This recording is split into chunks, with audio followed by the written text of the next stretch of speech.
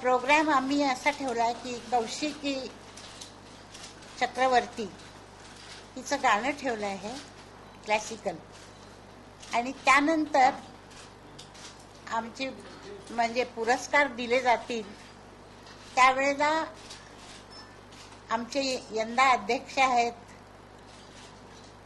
सेना प्रमुख बाळासाहेब ठाकरे, आणि त्यांनी अतिशय प्रेमाने ते कबूल केलं आणि मला ते म्हणाले की मी तुझ्यासाठी येत नाही, मी तुझ्या वडिलांसाठी येतोय. आणि ते येणार आहेत ही आमच्या दृष्टीने अतिशय भाग्याची गोष्ट आहे.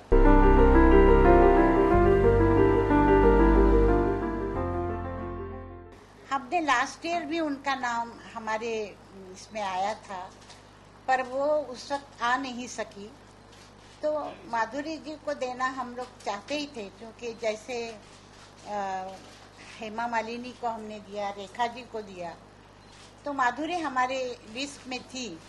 पर हमेशा क्या होता रहा कि वो अमेरिका में होती थी और यहाँ नहीं होती.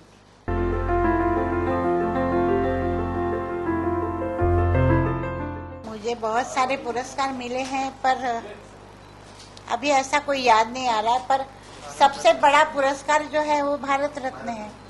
वो बहुत लंबी स्टोरी है क्योंकि फिल्म का नहीं था. मैं फिल्मों में आई थी 1943 में. मैं बॉम्बे आई थी और यहाँ मराठी नाट्य महोत्सव हो रहा था, और उसमें मुझे बुलाया गया था और मुझे भेजा गया था, और मैं बहुत डर रही थी कि मैं क्या गाऊंगी, क्योंकि मुझे गाना था मेरे पिताजी के गाने, नाट्य गीत. तो मैं मेरे चचा के यहाँ आई और मैं रिहर्सल कर रही थी. तो मेरे चचा और मेरे फूफा दोनों बैठे हुए थे, तो वो बहुत मुझसे नाराज हुए. मैं बहुत छोटी थी, मेरा ख्याल 13-14 साल की थी मैं. तो मुझसे बहुत नाराज हुए, क्या गा रही है, ऐसा गाएगी तो दीनानाथ मंगेशकर का नाक काट डालेगी, तू ये करेगी वो करेगी. तो मैं इतनी डर गई, मैं जाके सो गई दोपहर को. मैं सोई और मैंने क्या देखा कि मेरे पिताजी मानापमान नाटक का गाना गा रहे हैं, मेकअप में हैं, स्टेज पे खड़े हैं, और मैं सामने बैठी हूँ कुर्सी पे. मैंने 5:30 बजे मैं उठी शाम को. तो मैंने मेरी मौसी को बुला के कहा कि बाबा आए थे, ऐसा ऐसा मैंने सपना देखा. तो मेरी मौसी ने कहा कि आप तुम्हारा कल गाना अच्छा होगा, देखो तुम. तो सुबह 9 बजे मैं तैयार होके गई और मैंने गाना गाया. बाबा के 2 गाने गाए. तो 2 गाने गाए तो इतना रिस्पांस था कि मैंने इमेजिन नहीं किया था कि ऐसा रिस्पांस मिलेगा. तो पब्लिक ने कहा कि 2 गाने नहीं, लता के और गाने होने चाहिए. पर उनके और कुछ प्रोग्राम्स थे, तो उनको बुलाना पड़ा मुझे, और फिर मैंने और 2 गाने गाए. तो वहाँ ललिताबाई पवार बैठी हुई थी और अप्पा पेंडसे जो एक जमाने के बहुत बड़े लेखक थे, तो वो दोनों बैठे थे. तो ललिताबाई ने कहा कि मैं लता को सोने के इयररिंग्स दूंगी. वहां से उठ के बोला.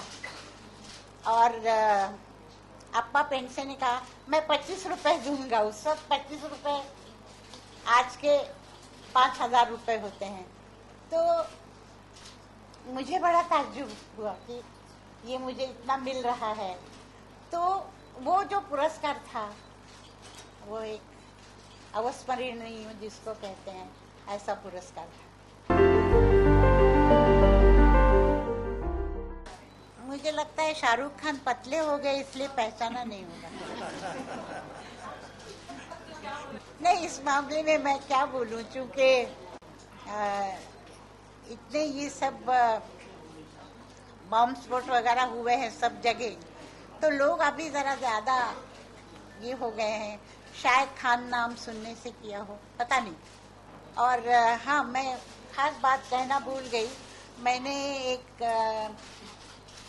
गायत्री मंत्र और सूर्य मंत्र रिकॉर्ड किया है। वो रिकॉर्ड हम रिलीज कर रहे हैं उस दिन। तो वो एक मतलब वो आवाज मेरी होगी वहाँ पे।